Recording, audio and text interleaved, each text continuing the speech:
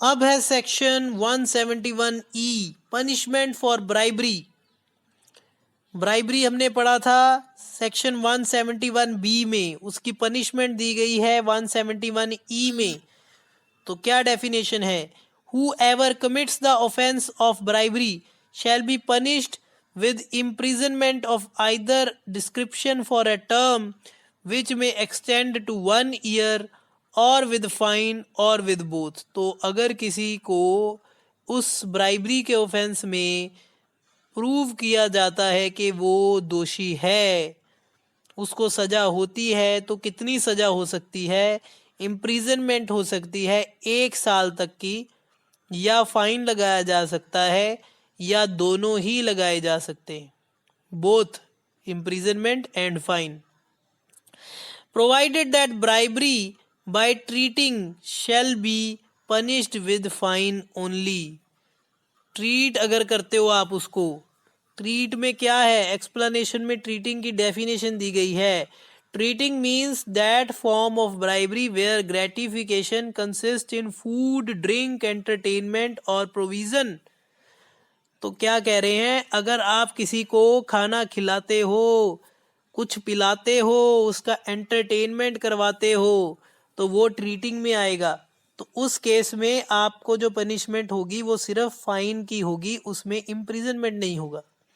तो ये इसकी डेफिनेशन है। और प्लस ये जो पनिशमेंट है, the punishment prescribed is simple और rigorous imprisonment for term extending up to 1 year।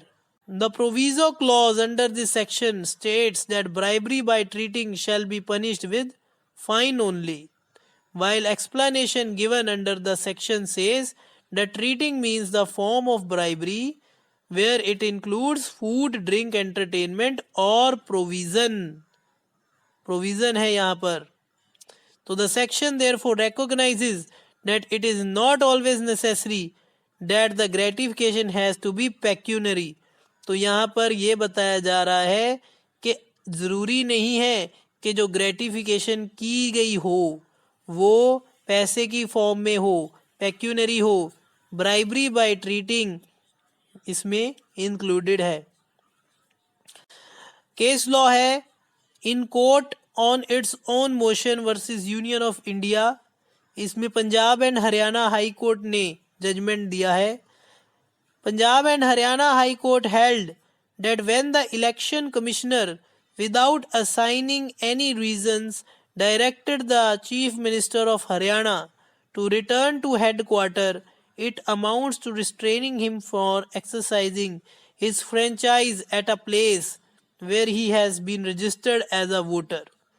तो जब इलेक्शन कमिश्नर ने सीएम हरियाणा को हेडक्वार्टर वापस बोल जाने के लिए बोला, तो उनका हो गया जी रिस्ट्रेन। किस बात का? जहां पर वो वोटर थे वहां वो वोट डालने नहीं जा सके। The election commissioner should have stated the reasons which prompted him to issue such a direction. तो इलेक्शन कमिश्नर की ये ड्यूटी थी कि वो रीजन तो बताते कि क्यों रोका गया, ऐसा डायरेक्शन इशू करने का रीजन क्या था। Law does not authorise any authority however high it may be to pass verbal orders. The orders must be in writing and specific and the grounds for such orders must be stated। तो कोई कितनी भी बड़ी position पर बैठा हो वो verbal oral orders pass नहीं कर सकता, उसको रिटन ऑर्डर्स पास करने होंगे जहां पर उसको ग्राउंड्स भी बताने होंगे उस ऑर्डर को पास करने के क्या कारण है। This is basic rule of law. An aggrieved person is free to launch a prosecution in this matter in accordance with the law in the competent court। तो ये जो कोर्ट में एक जिसके खिलाफ ऐसा कुछ ऑफेंस हुआ है वो किसी भी कंपिटेंट कोर्ट में ये केस दायर कर सकता है। तो ये जो ऑफेंस है ये नॉन कॉग्निजेबल है, बेलेबल है, नॉन कंपाउंडेबल है and is triable by the metropolitan magistrate or magistrate of first class।